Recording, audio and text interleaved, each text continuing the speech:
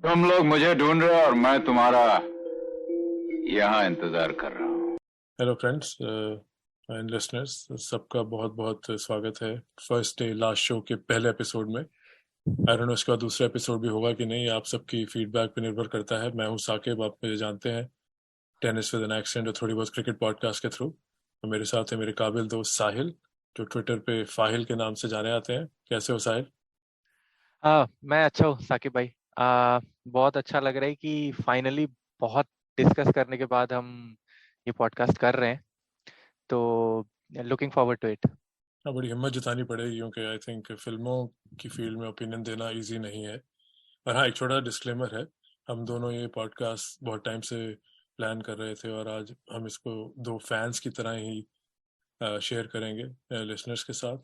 तो अगर आप फिल्म क्रिटिक हैं या फिल्म स्टूडेंट हैं, आपको फिल्म हिस्ट्री के बारे में, सिनेमा के बारे में ज़्यादा पता है, तो सुनिएगा ज़रूर, वो थोड़ी लीनियंसी के साथ। और हमें जज ना कीजिए, बट बाकी जो है आगे देखते हैं। कहने को बहुत कुछ है साहिल। तो सबसे पहले आई थिंक मैं तुम्हें काफ़ी जानता हूँ, हमारी कई बार फ़ोन पे बात हुई है, बट तुम्हारी ऑडियंस के लिए और कुछ ऐसे लोग भी होंगे जो मुझे जानते हैं, वो इसको सुनेंगे। तो तुम्हारा फिल्मी फैन की क्या जर्नी रही है और मेनली तुम अमिताभ के फैन कब से हो? हाँ, तो मेरी पैदाइश भिलाई की है। और मेरे जो फादर मदर दोनों हैं वो काफ़ी फिल्मों के शौकीन थे। तो ये बात मुझे मेरे फादर मदर ने बताई भी कि जो मेरी पहली मेमोरी है या उनकी पहली मेमोरी है मुझे फिल्म्स में घुसाने की, वो थी जब मैं 3 या 4 महीने का था। तो वो मुझे शहंशाह दिखाने ले गए थे। और मुझे तो इस बात की कोई मेमोरी नहीं है कि बिकॉज मैं 3 या 4 महीने का था। लेकिन बाद में ये मुझे पता चला कि वो मेरी पहली फिल्म थी। थिएटर में मुझे लेके गए थे और मैं मम्मी की गोद में बैठ के काफी ध्यान से देखता रहा वो फिल्म, और मैंने उन्हें ज्यादा परेशान भी नहीं किया उस दौरान। और मेरे फादर स्पेशली अमिताभ बच्चन के बहुत बड़े फैन थे, और क्योंकि उन्होंने अमिताभ बच्चन को लाइव देखा, लाइव मतलब उस जनरेशन में वो रहे हैं जब उन्होंने उनका पीक देखा है, जो पीक फैंडम था अमिताभ बच्चन का।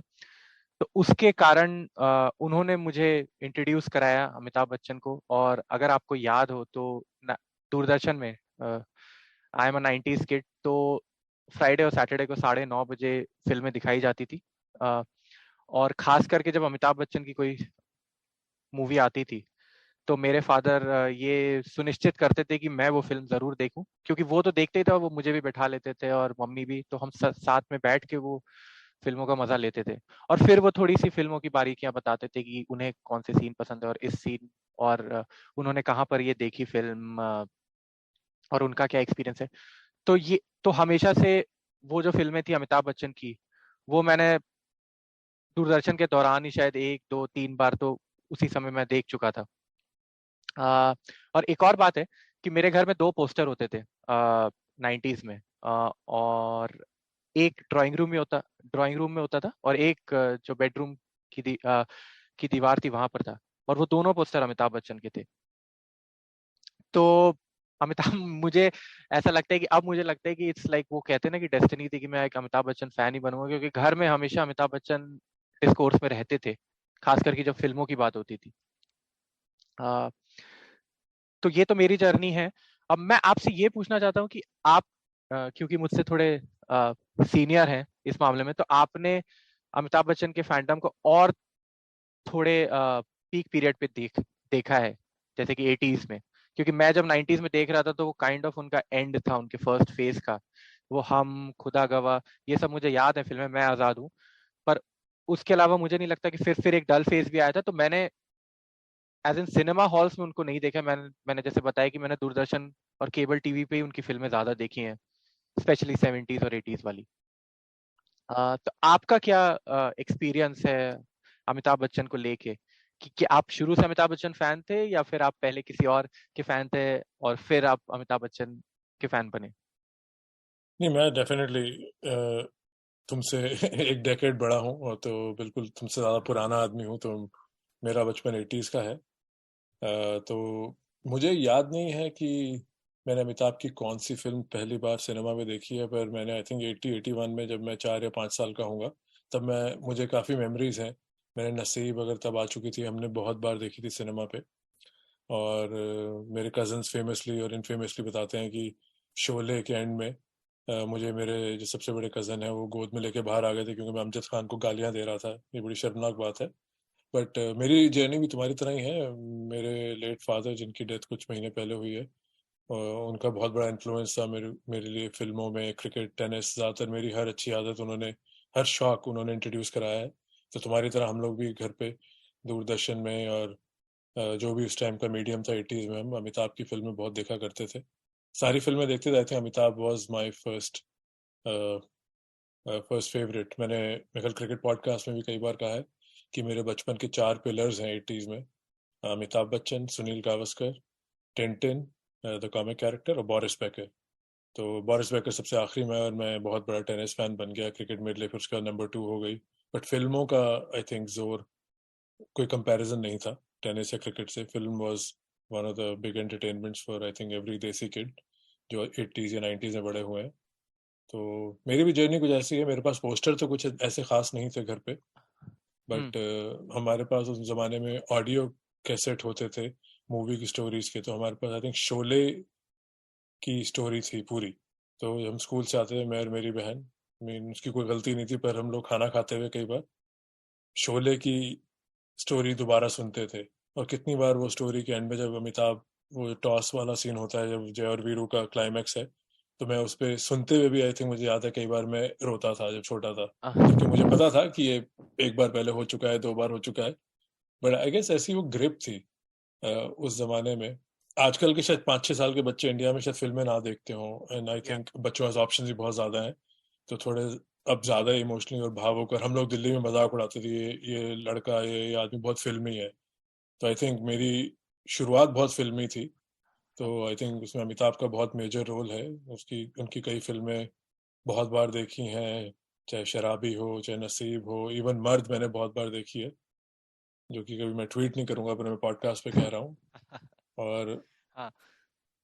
और मैं, आपने ये जो बात कही कि आप रो देते थे या आंख में आंसू आ जाते थे कि अमिताभ बच्चन शोले में मर गया, तो मेरे पास भी ऐसे 2 एनेक्डोट्स हैं कि खास करके जब वो दूरदर्शन का टाइम था, तो वो जो पिक्चरें थी, दीवार, मुकद्दर का सिकंदर, शोले, तो ये जब मैंने भी जब देखी, और मुझे बिल्कुल याद है ये अच्छे से कि जब मुकद्दर का सिकंदर मैंने देखी, और जब लास्ट में अमजद खान मार देते हैं अमिताभ बच्चन को, तो मैं दूसरे कमरे में जाके, मुझे याद है कि मैं रो रहा था, और फिर मेरी मम्मी आई और मेरे को बोली कि वो रियल में नहीं मरा है, वो एक पिक्चर है और वो कैरेक्टर है। पर मैं काफी देर तक रोता रहा, और ये मेरे साथ हुआ, दीवार में भी हुआ, शोले में भी हुआ। क्योंकि पता नहीं, कहीं ना कहीं वो एक हीरो वाला, जो आप जब 5-6 साल के होते हैं, 6-7 साल के होते हैं, तो वो एक रहते इमेज। और वो अगर आपसे कोई अब मुझसे पूछता है कि कोई, कि मैं कैसे एक्सप्लेन करूंगा उस फैंडम को, तो मेरे पास ज्यादा शब्द नहीं है बताने के लिए। बस आई वॉज फैसिनेटेड, मतलब वो कहते हैं ना, सम्मोहित कर देता है कोई आपको। तो वो बिल्कुल चीज थी अमिताभ बच्चन में। और एक और बात है, और ये नेक्स्ट लेवल है, ये जो मैं नेक्स्ट नेक्स्ट एनेक्डोट बताने जा रहा हूँ, कि घर में हमारे इंडियन होम से हमेशा कहते हैं कि घर से बाहर निकलो तो भगवान के हाथ जोड़ के निकलो और पूजा करके निकलो। तो मैं जब भी स्कूल जाता था, तो मम्मी कहती थी कि उस भगवान की जो मूर्ति रखी है, उस जगह जाओ और हाथ जोड़ के फिर स्कूल जाया करो। तो मैंने जब ये 2-3 फिल्में देख ली और मेरा मुझे अमिताभ बच्चन इतने पसंद आने लगे, तो मैं जब स्कूल जाता था तो मैं पहले भगवान के हाथ जोड़ता था, और फिर जो घर में 2 पोस्टर थे, मैं छुप के, क्योंकि इतना कॉन्शियस में रहता था कि कोई देख ना ले, क्योंकि मुझे वो चीज थी कि हाँ, ये भगवान नहीं है, पर फिर भी मैं उसके सामने हाथ जोड़ता था जाके, शायद अपनी संतुष्टि के लिए, या मतलब अपना काइंड ऑफ एक्नॉलेजमेंट देने के लिए कि यार तुम बहुत ही शानदार चीज हो। तो मैं करता था। और उसके बाद एक दिन जब मुझे मम्मी ने पकड़ लिया ये करते हुए देख के, तो मैं काफी शर्मिंदा भी हुआ जब उन्होंने पकड़ा, और फिर उन्होंने बोला भी कि ये तू क्या कर रहा है। पर फिर ये, इस पे आज भी हम हंसते हैं जब ये बातें निकलती हैं। पर इतना ज्यादा मेरे ऊपर प्रभाव था अमिताभ बच्चन का। और मैं कोई उनसे पर्सनली मिला नहीं हूँ, मैं उन्हें पर्सनल लेवल पे जानता नहीं हूँ। It was just the films, it's just the characters जो कि मुझे इतना फैसिनेट करते थे उनके बारे में। आई थिंक ये बहुत की बात है, क्योंकि again it goes back to जो मैंने पहले बोला था, उस टाइम जो मिडिल क्लास लोगों की एंटरटेनमेंट थी वो फिल्मों से और क्रिकेट से सीमित थी राइट, या बाहर जाके खेलना दोस्तों यारों के साथ। तो आई थिंक वही एक एक जरिया था। दूरदर्शन में एक चैनल था, आई थिंक 90s में, फिर भी केबल आ गया था, तुम बड़े हुए हो। हम लोग तो DD1 और DD2 भी बहुत बड़ी चीज़ थी, और फिर वीडियो पे फिल्में ला के देखना। और रही बात अपने आप को शर्मिंदा करने की, मेरे पास भी एक और किस्सा है जो मुझे थोड़ा बहुत याद भी है। कि हम लोग पुरानी दिल्ली में रहते थे, तो वहाँ बिल्कुल मोहल्ला स्टाइल, जैसे कि घर जुड़े हुए होते हैं। तो मेरा कुछ जानने वाले अंकल वगैरह ऐसे मजाक से उड़ाते थे, उनको पता है मैं इतना बड़ा फैन हूँ, जैसे मैं छोटा ही था, मैं अपने घर की बालकनी से कई बार खड़े होकर नीचे देखता था। तो लोग देख रहे हैं कि मैं खड़ा हूँ, तो ऐसी बात होती है, यार सुना किसी ने अमिताभ को गोली मार दी है, या सुना अमिताभ बस के नीचे आ गया। और ये काफी बार होता था, और मैं हर बार उस बात को सीरियसली लेता, कुछ हो तो नहीं गया। फिर मैं ऊपर से चिल्लाता था, और क्या कहता था ये कहने की बात नहीं है, बट आई मीन ये काफी, आई थिंक वो फैंडम था एक उस उम्र का। और ये बातें अब बड़ी अजीब लगती हैं, इन पे हंसी आती है, पर वो एक इम्पैक्ट था। आई थिंक जब आप छोटी उम्र में किसी के फैन बन जाते हैं, आपको पता नहीं है रियलिटी क्या है, आपको पता है फिल्म है, बट आपका फैंडम आई थिंक काफी संगीन, काफी सीरियस किस्म का फैंडम होता है, और वो it gets a better better off you I think. तो ये तो आई थिंक हम लोगों की थोड़ी बहुत हिस्ट्री हो गई। तो दूसरी चीज मैं चाहूंगा तुमसे कि हमने अमिताभ के ऊपर एपिसोड करना था, फिर हमने फैसला किया कि हम इस एपिसोड का नाम रखेंगे विजय फाइल्स। तो लेट्स गेट इनटू दैट। तो ये बताइए बाकी लोगों को कि ये नाम हमने क्यों चुना, और इसमें दो तीन और शख्स हैं जिनका नाम आप लेना चाहेंगे, जैसे जो सलीम जावेद हैं, और उनकी अमिताभ के साथ जो कंट्रीब्यूशन रही है। तो ज़रा इसके बारे में आई थिंक लिसनर्स को बताइए। हाँ बिल्कुल। तो सबसे पहले जब हम अमिताभ बच्चन की बात करते हैं तो सबसे पहली चीज जो जहन में आती है वो है एंग्री यंग मैन की इमेज, जो कि उनकी सलीम जावेद द्वारा बनाई गई थी। और इस पॉडकास्ट को जब हम शुरू करने की बात कर रहे थे या एपिसोड करने की बात कर रहे थे, तो हमने सोचा कि कुछ रोल्स, स्पेसिफिक रोल्स के बारे में हम बात करेंगे जो उस इमेज को बिल्कुल जस्टिफाई करते हैं कि उस समय उन्होंने जो वो कैरेक्टर्स प्ले किए। तो उस लिहाज से मुझे लगता है कि जो 5 फिल्में हैं, जंजीर, दीवार, शोले, सॉरी नॉट शोले, त्रिशूल, काला पत्थर और शक्ति, तो ये 5 फिल्में मुझे लगता है कि वो बिल्कुल जो कहते हैं कि सिग्निफाई करती हैं या उसको उसको पोर्ट्रे करती हैं, उस एंग्री यंग मैन की इमेज को। चाहे वो जंजीर का वो इंस्पेक्टर हो जो कि अजीत से लड़ रहा है, या फिर दीवार जो कि मेरे हिसाब से सबसे अच्छा कैरेक्टर है और सबसे मंझा हुआ, जो कहते हैं कि एकदम क्रिस्प कैरेक्टर है सलीम जावेद द्वारा। या फिर काला पत्थर का विजय हो और शक्ति का विजय हो। तो ये 5 फिल्में चुनने का मेरा तो यही नजरिया था कि इन 5 फिल्मों के द्वारा आप वो एंग्री यंग मैन की इमेज के बारे में बात कर सकते हैं अमिताभ बच्चन की। बाकी उन्होंने और भी फिल्में करी हैं जिसमें ऐसे शेड्स दिखाए हैं, पर ये 5 फिल्में मुझे लगता है कि बहुत ज्यादा सिग्निफिकेंट है इसमें। आपको क्या नहीं, लगता है कि इन 5 फिल्मों के अलावा भी कोई एक आध रोल और लिया जा सकता है? क्योंकि विजय नाम तो उनका बहुत सारी फिल्मों में है। तो आपसे ये पूछना चाहूंगा कि कोई और रोल है जो आपके दिमाग में आ रहा है कि हाँ उसके बारे में भी, उसको भी इसमें शामिल किया जाना चाहिए? आई थिंक मैंने, जब ये पॉडकास्ट की बात हुई थी 2-3 महीने से हम इसकी बात कर रहे हैं, पर बीच में क्रिकेट वर्ल्ड कप भी आ गया और चीज़ें भी चलती रहीं। तो मैंने आई थिंक विकीपीडिया में ऊपर बैठ के देखा था कि अमिताभ का नाम आई थिंक 23 या 24 बार आई थिंक उनका नाम विजय है, और रिसेंटली झुंड में भी उनका नाम विजय है। But I think angry young man, जैसे तुमने कहा, ये उस जमाने की देन थी, और मेरे फादर ने मुझे बताया था कि ये एंग्री यंग मैन है, और उस टाइम इतनी समझ नहीं थी कि क्या इरा थी। और उसमें सलीम जावेद का हाथ था, कुछ फिल्मों में यश चोपड़ा के साथ थे, और कुछ फिल्मों में रमेश सिप्पी थे। तो आई थिंक मेरे हिसाब से अगर ऑनरेबल मेंशन देना है, तो आई थिंक जैसे कहते हैं ना कि झलक दिखी थी नमक हराम में, जो विक्की महाराज का कैरेक्टर था, राजेश खन्ना के जो दोस्त बने थे, उसमें उसमें अमिताभ का कैरेक्टर हैप्पी गो लकी से सीधा बिल्कुल ही एक एंग्री शेड, एक डार्क प्लेस में चला जाता है। तो आई थिंक जब हमने ये चीज़ देखी, तो उस जमाने में जो राइटर और जो फिल्म इंडस्ट्री के लोग होंगे, उन्होंने भी ये चीज़ देखी होगी कि ये टैलेंट है, और एक एक जलता लावा है ये, इसे ना इस बंदे के अंदर, जिसके साथ ऐसी आप फिल्मों में काम दे सकते हैं। बाकी तो सलीम जावेद ने कितनी बार बोला है कि जंजीर के लिए भी अमिताभ पहली चॉइस नहीं थे, जो कि आई थिंक फिल्म इंडस्ट्री में बहुत नॉर्मल है। कहानी किसी के लिए लिखी जाती है और किसी और की किस्मत होती है, उसको मिलती है। बट अगर काउंटर फैक्चुअल देखा जाए जंजीर से लेके शक्ति तक, मुझे लगता है कि ये बहुत ज़रूरी फेज़ है। और ये आई थिंक अमिताभ की एंग्री यंग, जैसे तुमने कहा एंग्री यंग मैन फेज़ की 5 पीक फिल्में हैं। और मे बी हम दोनों की इसमें चॉइस सेम नहीं होगी। आई थिंक दीवार के हम दोनों बहुत बड़े फैन हैं, पर आई थिंक बाकी 21-19 का फर्क होगा। तुम्हें त्रिशूल ज़्यादा पसंद है शायद, तो मुझे आई थिंक शक्ति में अमिताभ बच्चन और दिलीप कुमार का डायनामिक ज़्यादा पसंद है। बट आई थिंक हाँ, ये 5 फिल्मों में मुझे लगता है जैसे क्लिंट ईस्टवुड का मैन विदाउट नेम जो वेस्टर्न्स थी, I think Vijay is Amitabh Bachchan man with Vijay name, और उसमें कोई सीक्वल नहीं है। बट आई थिंक इन 5 फिल्मों को अगर आप सबने देखा ही होगा, पर अगर आप इनको सीक्वेंस में देखे जाएं तो आई थिंक आपको उसमें सलीम जावेद की राइटिंग और विजय कैरेक्टर की डेवलपमेंट की कहीं ना कहीं एक रिलेटेबिलिटी और शेड्स दिखती हैं। कि जैसे मैं तुमसे ही पूछना चाहूंगा कि जैसे लगता है कि भाई जैसे दीवार बनते हुए या दीवार जब बनी होगी उसके बाद ही उन्होंने कहीं ना कहीं आइडिया आया होगा कि हम एक कैरेक्टर और लिख सकते हैं जो विजय पाल सिंह है या विजय कुमार है जो शक्ति में है। तुम्हें ऐसा नहीं लगता कि भाई कहीं ना कहीं से वो विजय दीवार को अंजाम देने के बाद मुझे लगता है अगली 3 फिल्में कहीं ना कहीं वहां से जुड़ी हुई हैं, एटलीस्ट जो कैरेक्टर की राइटिंग है। बिल्कुल बिल्कुल। अगर आप इन 5 फिल्मों की थीम्स भी देखेंगे तो आपको हर 3-4 फिल्मों में बहुत सारी कॉमन थीम्स मिलेंगी।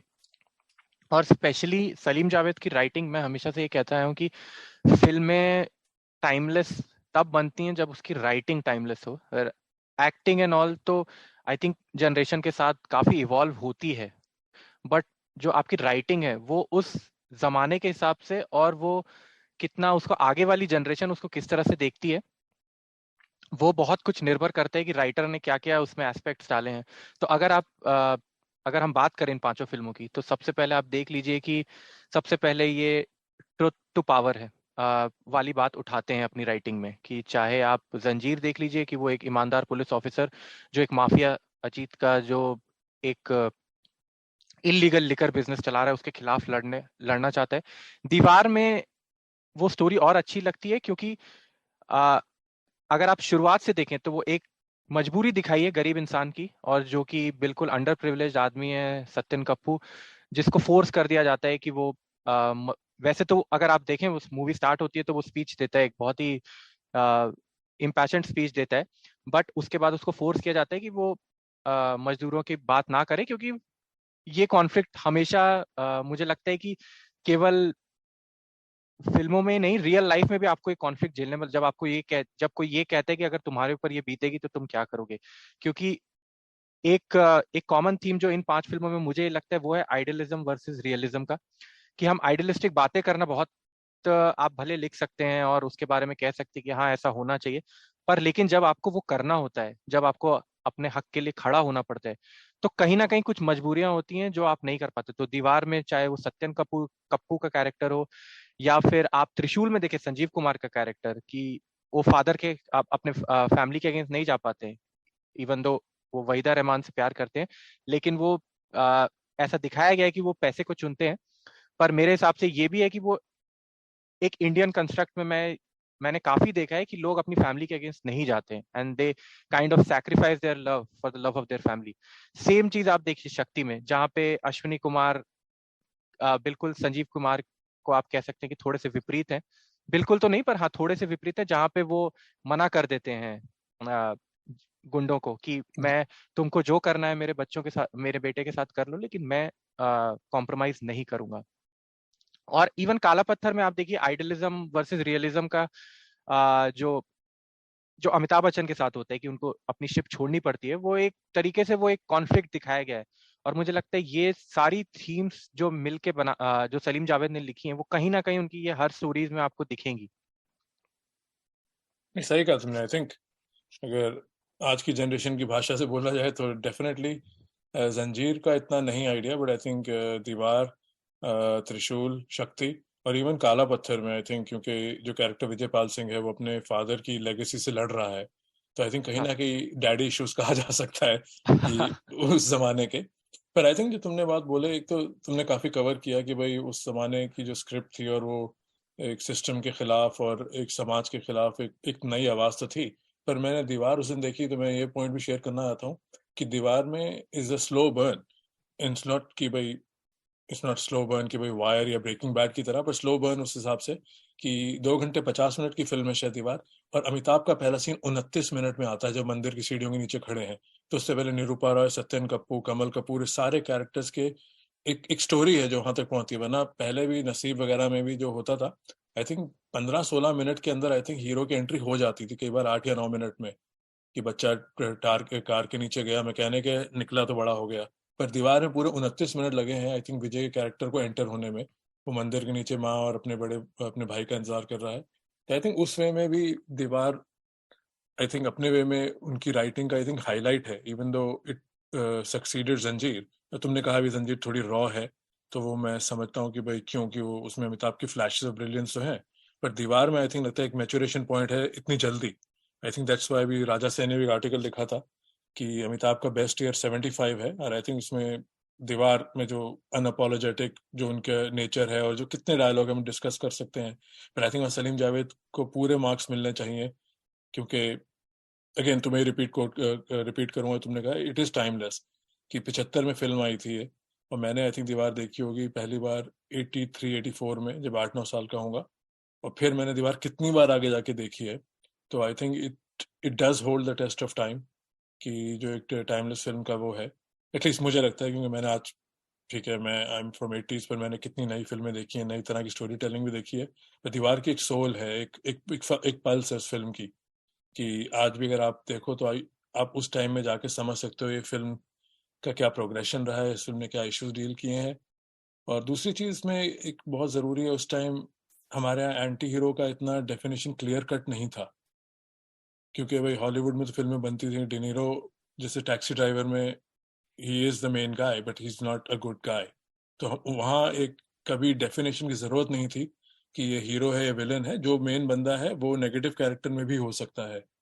तो आई थिंक दीवार में खासतौर पे ऐसी फिल्म है जिसमें सलीम जावेद ने एक ऐसा कैरेक्टर लिखा है, सब उसके लिए रूट तो कर रहे हैं, बट अगर वो, इट्स आई थिंक मैं तुमसे पूछूंगा कि क्या तुम उसको एंटी हीरो क्लासिफाई करोगे? क्योंकि आई थिंक उस जमाने के हिसाब से वो बहुत आगे थी फिल्म। क्योंकि ऐसी फिल्म, मेरे ख्याल दिलीप कुमार के अपने लेजेंड था कि उन्होंने काफी डार्क रोल किए हैं एज अ फेल्ड लवर और सम्मान, जैसे कि एक पिक्चर में वो जैसे देवदास में थे, और फिर और 2-3 उनकी फिल्में थी जहाँ पे वो काफी डार्क हो गए थे। और Amitabh was the second most serious actor अगर हीरोज के हिसाब से देखा जाए। दिलीप को जैसे कहते हैं ना बेटन पास किया था। तो Yeah. क्या लगता है तुम्हें कि दीवार उस टाइम अपनी टाइम से पहले थी, कि जो एंटी हीरो टाइप अगर रोल उसको कहा जा सकता है कि नहीं, जो विजय वर्मा का कैरेक्टर है? एंटी हीरो कहेंगे या नहीं, पर डेफिनेटली लाइक अगर जो हम ग्रे कैरेक्टर्स की बात करते हैं उसमें मैं सबसे टॉप पे रखूंगा दीवार को।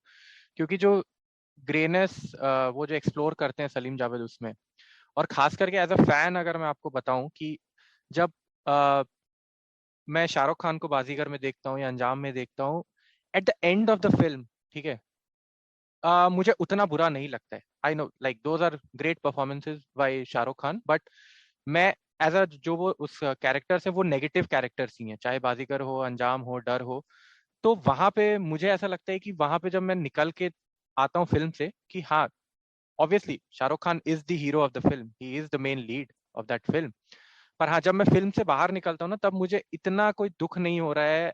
And I am just speaking as a fan, कि जब आप जस्ट हॉल से निकले और आप थोड़ा सा सोच रहे फिल्म के बारे में, तो दुख नहीं होता है। पर जब आप दीवार देखते हैं, eight the end of the day what he becomes is a gangster. Vijay is a gangster, that is the truth. जो उसकी माँ भी कहती है कि तूने कैसे मेरे हाथ पे लिख दिया, कि वो काफी वॉट अबाउटरी करने की कोशिश करता है, पर उसकी माँ उसको जवाब देती है कि तूने कैसे लिख दिया कि मेरा बेटा चोर है। और मुझे लगता है वो बहुत खास बात है कि वो जिस तरह से उसका जो उन्होंने बैकग्राउंड दिखाया है, मुझे लगता है दीवार इसीलिए भी फ्लॉलेस है क्योंकि वो हर चीज जो दीवार की है ना, एक एक चीजें वो जुड़ती जाती हैं। और आपने बहुत अच्छा पॉइंट ये रखा कि 29 मिनट तक जो हमारे जनरली मूवीज में होता है कि वो जो हीरोज होते हैं या जो मेन कैरेक्टर्स होते हैं वो एंटर नहीं करते हैं। पर उनका जो बैकग्राउंड है, अगर आप देखें दीवार को, राइट फ्रॉम जो सत्यन कपूर कप्पू से स्टार्ट होती है, और उसके बाद जब वो गांव छोड़ के शहर आते हैं, वहां पे एक एक सीन आपको टाइन करेगा, जहाँ पे वो पैसे, वो कहता है कि मैं फेंके हुए पैसे नहीं लेता। उसके बाद फिर उसकी माँ कहती है कि उसकी माँ कहती है कि मैं इतना नहीं कमा पाती कि तुम दोनों को स्कूल भेज सकूं। और फिर वो कहता है कि पर हम दोनों तो इतना कमा सकते हैं कि रवि को स्कूल भेज सकें। और ये सीन भी टाइन करता है जब उसकी माँ ये बात कहती है बाद में कि रवि तू हमेशा मुझसे पूछता था कि मैंने किससे ज्यादा प्यार किया है। और फिर वो कहती है कि मैंने हमेशा विजय विजय को ज्यादा ज्यादा प्यार किया है। और आप समझ सकते हैं कि वो क्यों ज्यादा प्यार करती है, क्योंकि शी हैज सीन कि वो ज्यादा सफर किया। उसके हाथ पे वो लिख दिया गया था कि मेरा बाप चोर है, उसके बावजूद वो जिस तरह से अपनी माँ को सपोर्ट करता है। तो वहां पे मैं वही आपकी बात को आगे बढ़ाऊंगा कि हर चीज टाइन करती है। मतलब जो भी वो फिल्म कहना चाह रही है ना, उसका आपको एक बैकग्राउंड या आपको एक बहुत क्लियर रीजनिंग आपको मिलती है।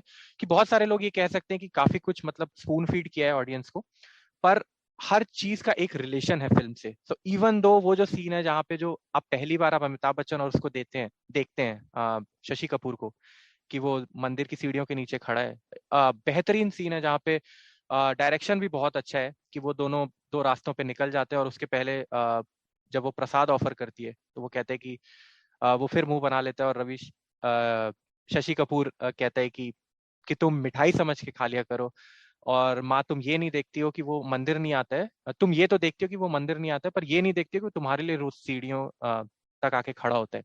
और जब वो लास्ट में फिर जब उसकी माँ बीमार होती है तो वो मंदिर आता है और वो पुजारी कहता है भी है कि ऐसे फोर्स मत करो, जिस दिन श्रद्धा होगी वो आ जाएगा। और फिर वो आता भी है। तो ये जो मैं समझता हूँ दीवार की खासियत है। और बाकी चार फिल्मों को मैं कोई, वो भी मुझे काफी अच्छी लगती हैं अलग अलग तरीकों से, लेकिन दीवार is kind of flawless for me. तो हाँ, दीवार तो बिल्कुल मैं समझता हूँ कि वो जो आप कहते हैं कि टॉप टियर फिल्म है मेरे लिए।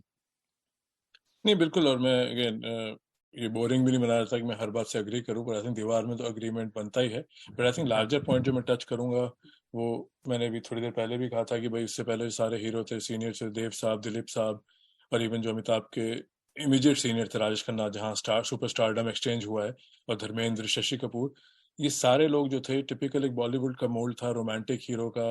अगर जासूस भी बनाया कोई फिल्म में तो गाना जरूर था। तो आई थिंक सलीम जावेद ने एक बहुत ही स्ट्रॉन्ग डिपार्चर था, बहुत स्ट्रॉन्ग स्टेटमेंट थी कि सारे जो विजय कैरेक्टर हैं, आई थिंक शक्ति में गाना है जो स्मिता पाटिल के साथ है, बट आई डोंट थिंक काला पत्थर में तो किसी गाने में भी नहीं है। वो बस धूम मचे धूम में भी खड़े होकर ताली बजाते हैं। त्रिशूल में एक गाने में लाइन जरूर है, पर ओवरऑल इन्होंने बहुत ही केयरफुली कंस्ट्रक्ट किया है ये एक जला कटा कैरेक्टर, एंग्री यंग मैन जो हर किसी से नाराज है। तो कहीं पे भी गाना नहीं होता। यारी ईमान में डांस जरूर करते हैं थोड़ा सा प्राण के साथ, but that goes with the sentiment. तो आई थिंक बहुत केयरफुली ये चीज इन्होंने कंस्ट्रक्ट की है। और आई थिंक सलीम जावेद के अगेन पूरी इनकी सोच है, पूरी उनका क्रेडिट है इन्होंने। क्योंकि हम लोग भाई इंडिया में ज्यादातर जो मेन स्ट्रीम हिंदी फिल्में देखते हैं, फिल्म भी हीरो से चलती है और फिल्म का नाम भी हीरो से लिया जाता है।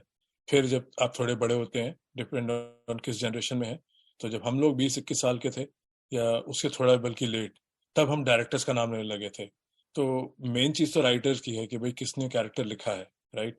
जैसे कि सब स्कोरसेज़ी कहते हैं टैक्सी ड्राइवर, पर वो पॉल श्रेडर का कैरेक्टर है जिन्होंने टैक्सी ड्राइवर लिखा है। तो वैसे ही जैसे तुमने सलीम जावेद को पूरा यहाँ पे सल्यूट एक तरह से होमाज दिया है, जितनी ये विजय फाइल्स अमिताभ की एपिसोड है उतनी सलीम जावेद की भी है। तो आई थिंक मेरे हिसाब से हीरो का गाना ना गाना उस दौर में कंटिन्यूसली ओवर 5 फिल्म सिर्फ एक गाना है जो आई थिंक शक्ति में है प्रॉपर। आई थिंक मेरे हिसाब से ये बहुत बड़ी स्टेटमेंट है कि उन्होंने एक बिल्कुल ही क्लास अपार्ट एक कैरेक्टर क्रिएट कर दिया। Of course success, nothing succeed success like success जैसे, तो वो जो सेइंग है उस वे में उनको हौसला ही मिला कि दीवार में काफी अमिताभ को एक्यूलेट्स मिले, और उसके बाद त्रिशूल आई और काला पत्थर आई, फिर त्रिशूल आई और फिर शक्ति।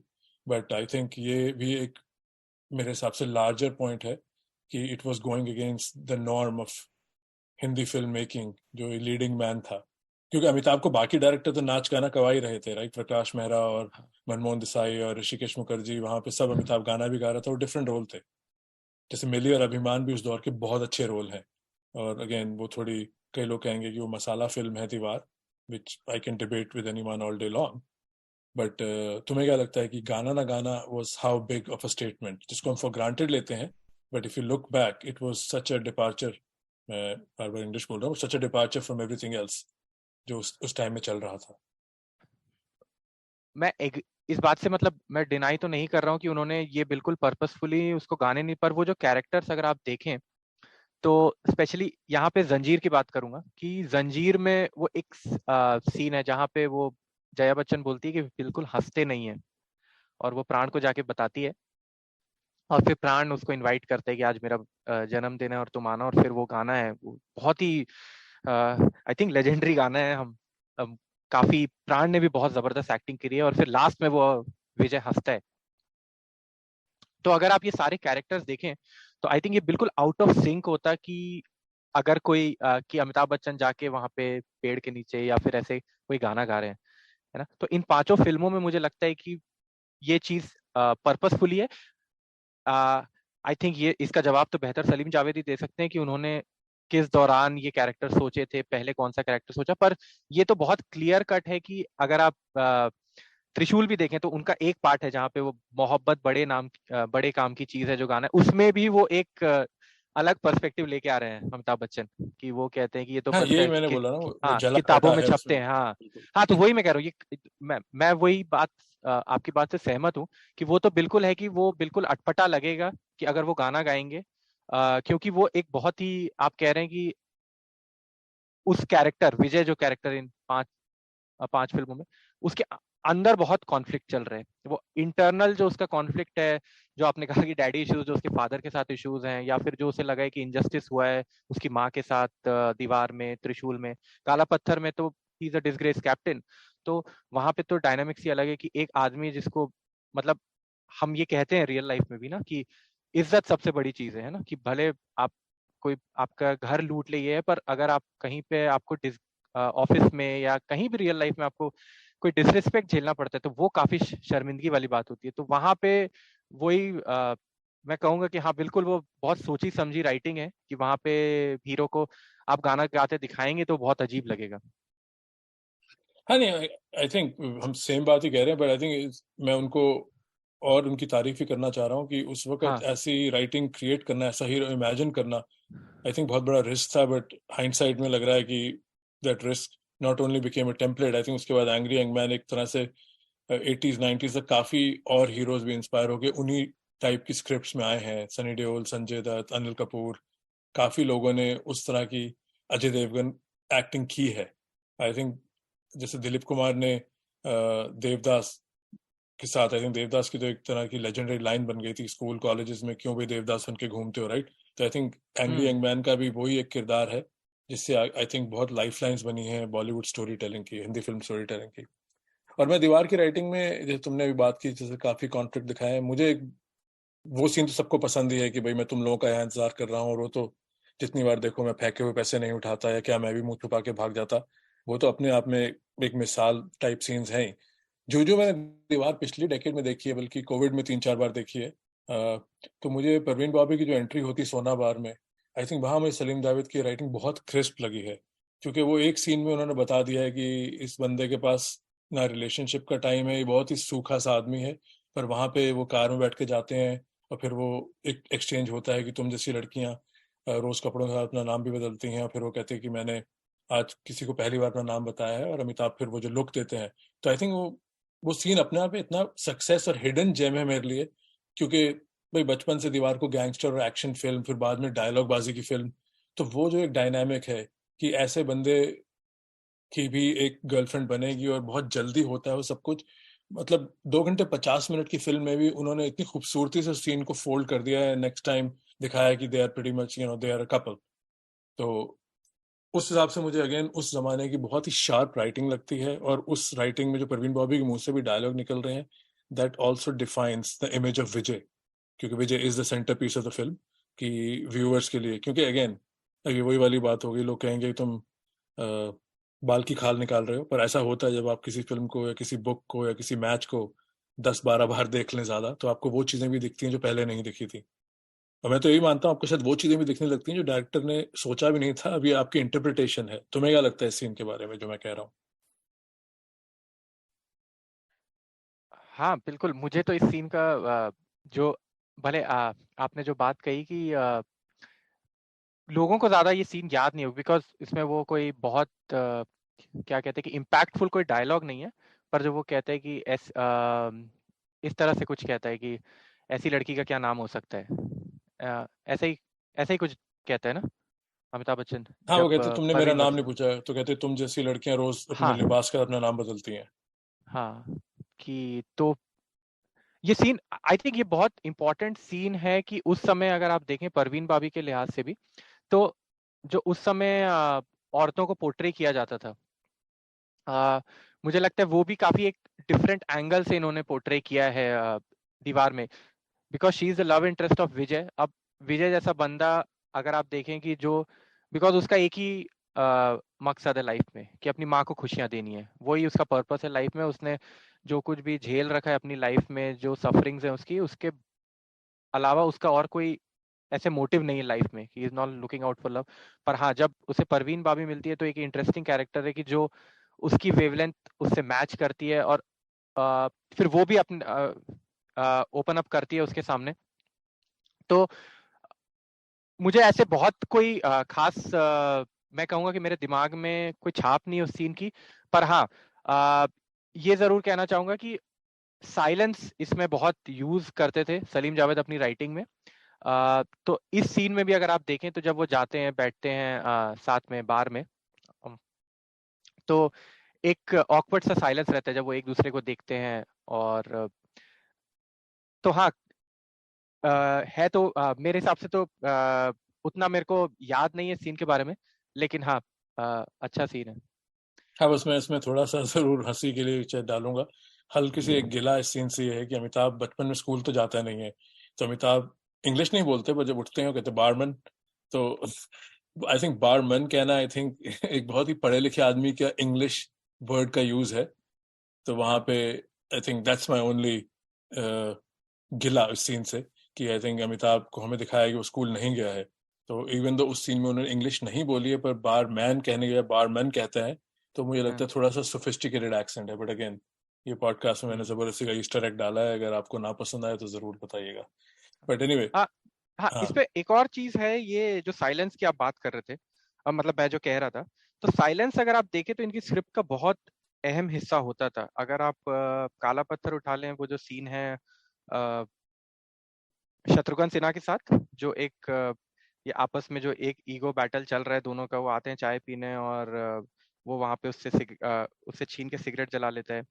और एक जो मेरा पसंदीदा सीन है शक्ति में, जब राखी की डेथ होती है और फिर अमिताभ बच्चन आते हैं, और वहां पर एक भी डायलॉग नहीं है दिलीप कुमार और अमिताभ बच्चन के बीच में। और आप कह लीजिए कि अगर वो फेस ऑफ था दो ग्रेटेस्ट एक्टर्स का, तो उसमें विदाउट डायलॉग आई वुड से कि अगर आप कोई मैं आज सोचता हूँ कि without dialogue that scene had so much impact on me, कि वो बस रोता है दिलीप कुमार का हाथ पकड़ के, और दिलीप कुमार भी because he has lost his wife.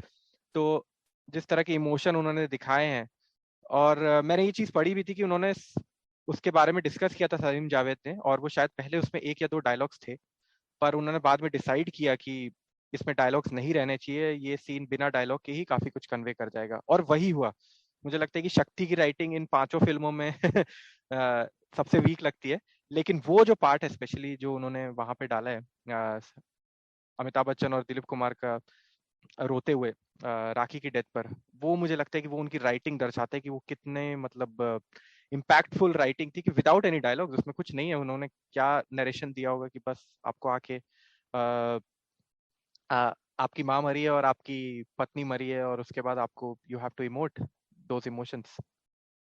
हाँ, बात मैं तुमसे सहमत हूँ कि भाई कह सकी इट्स डिबेटेबल कि शक्ति की राइटिंग पांचों में वीक है, क्योंकि मेरे लिए फिल्म एक मैच की तरह है, राइट। जैसे कि भाई कई बार एंड में क्या हुआ, तो शक्ति में जो अंजाम है, राइट, जो बाप बेटे का कॉन्फ्लिक्ट है कि हाँ इट इज अ शोडाउन की फेस ऑफ है दो दिग्गज कलाकारों का, और उनको बराबर की लाइनें दी गई हैं, और फिल्मों की तरह नहीं जैसे कभी खुशी कभी गम में क्लियरली वो शाहरुख खान की फिल्म है, अमिताभ का कैरेक्टर बहुत ही पुअरली रिटर्न है, वो अमिताभ को फिल्म करनी भी नहीं चाहिए थी, यू नो।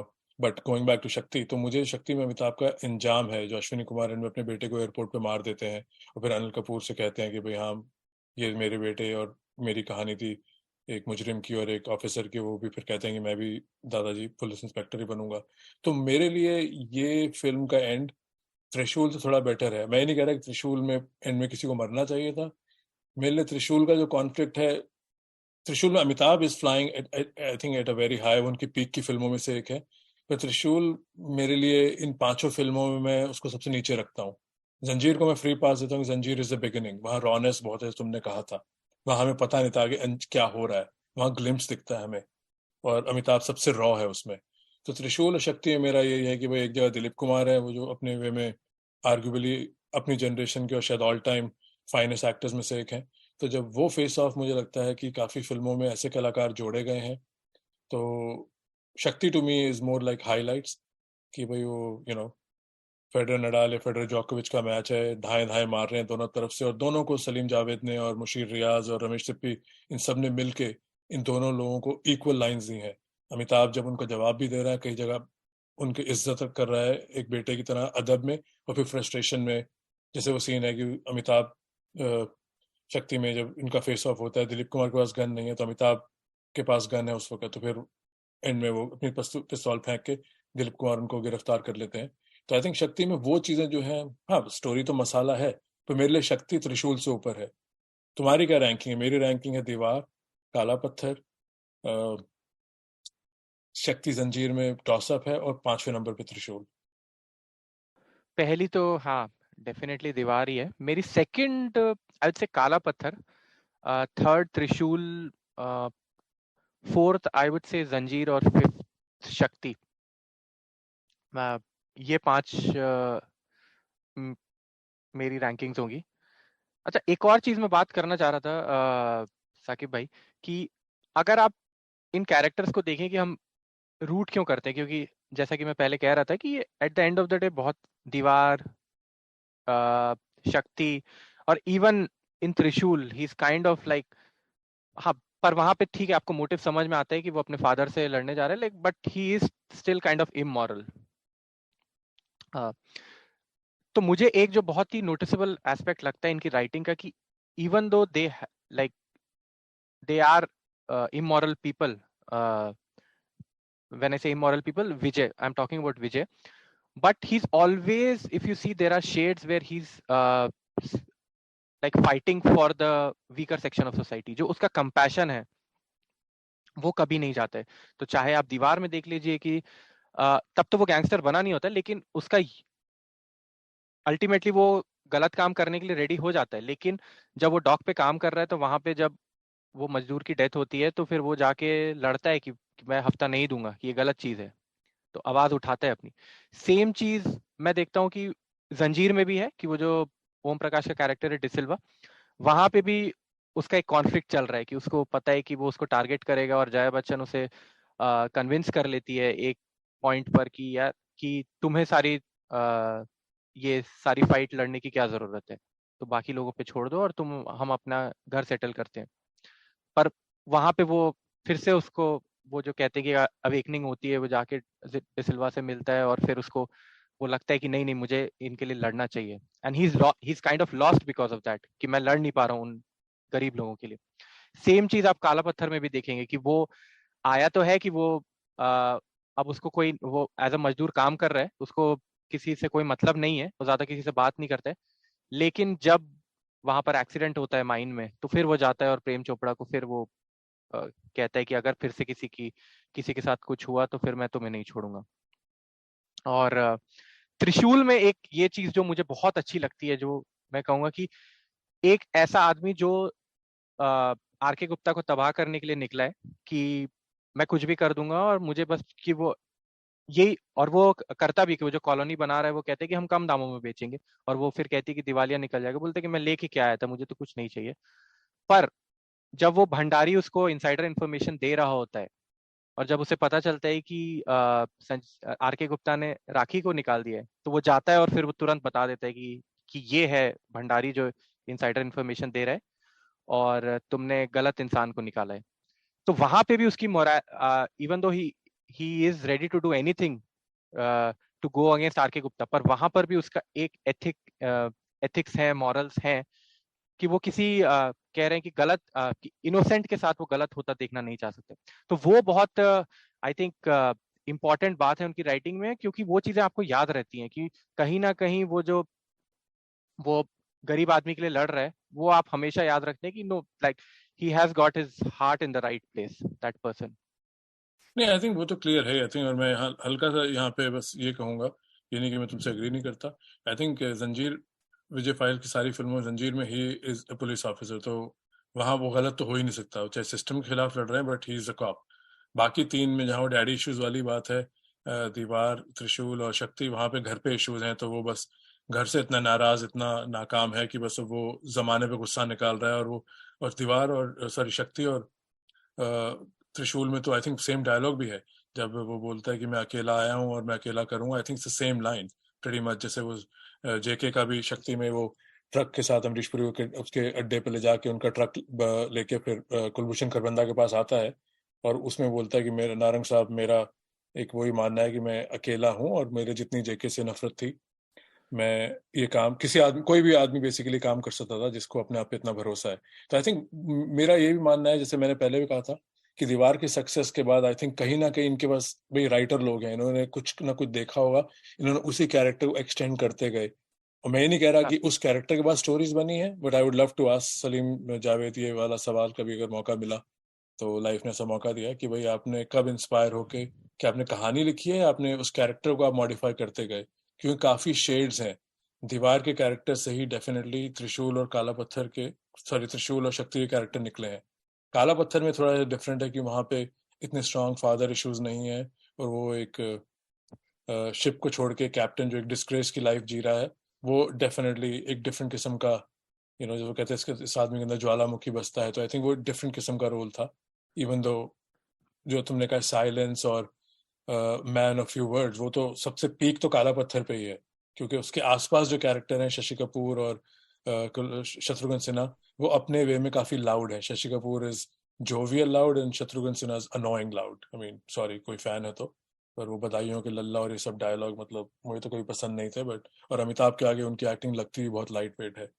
और किसी को लगेगा कि बहुत बायस्ड है कि अमिताभ को अच्छी लाइंस मिली है, बिना लाइन दिए अमिताभ बहुत हावी है। अमिताभ को लाइंस नहीं चाहिए, अमिताभ अपनी एक्टिंग हमेशा आंखों से करते हैं, उनकी लुक से पता चलता है वो क्या फील कर रहे हैं। शत्रुघ्न को लाइंस चाहिए बताने के लिए कि मैं सीरियस हूँ। अगेन, ये उनका मजाक उड़ाने की पॉडकास्ट नहीं है, बट आई थिंक जो तुम्हारा पॉइंट है मैं उससे सहमत तो हूँ, बट आई थिंक जंजीर में वो पुलिस वाले हैं, और बाकी हाँ, तीनों फिल्मों में जो उनके मॉरल्स हैं, और आई थिंक वो सलीम जावेद की केयरफुलनेस है, वो मेरा आंसर मिल गया। जो मैं एंटी हीरो कह रहा हूँ, तो आई गेस वो एंटी हीरो नहीं है, क्योंकि डिस्पाइट वो he is going against law, but उनके कहीं ना कहीं मॉरल कंपस है जो हमेशा क्लिक करता है।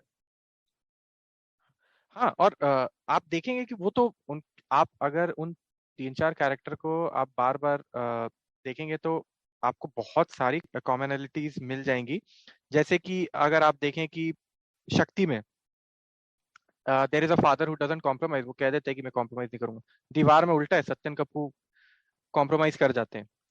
सेम अगर आप राखी और निरुपा राय का कैरेक्टर देखें तो वहां पे आप ये कह सकते हैं कि आ, वहां पे राखी अपने पति को ही चुनती है, निरुपा राय के पास कोई ऑप्शन नहीं रहता है, पर वो भी एक तरह से रवि को ही चुनती है, शशि कपूर को ही चुनती है। बट उसका बहुत सॉफ्ट कॉर्नर रहता है विजय की तरफ। ऐसे ही अगर आप डायलॉग्स भी आपने कहा कि बात करें तो दीवार और शक्ति में कि बहुत सिमिलैरिटी है कि वो जाओ जाओ पहले उससे अ, कि सबूत उनसे कहो, सॉरी शक्ति में कहते हैं कि जाओ पहले उनसे कहो कि सबूत लेके आए। और फिर वो ये भी एक डायलॉग है, उसूल आदर्शों के बोझ में मैं दबा जा रहा हूँ। और वहां पे वो है, उफ ये तुम्हारे उसूल या आदर्श, दीवार में।